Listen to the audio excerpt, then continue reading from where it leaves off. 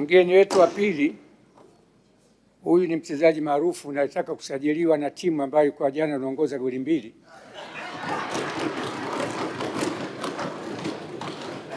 Kwa bahati mbaya mazungumzo hayakuweza kuendelea, wangeleta mabadiliko makubwa nchini Tanzania. Lakini niwashukuru waziri wa michezo, naibu wake, serikali kwa kutukaribishia na kutuletea leo Didier Drogba.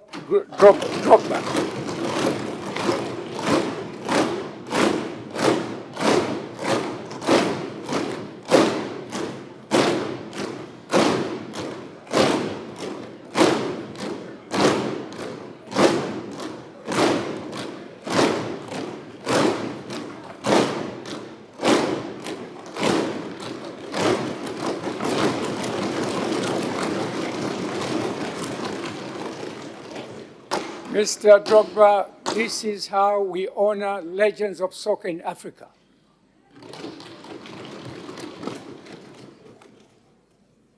Drogba amecheza EPL, alishakuja Tanzania na timu yake ya taifa, mchezaji maarufu sana na tunajivunia. Mheshimiwa Waziri, kwa namna unavyoleta tourism ya sports nchini Tanzania.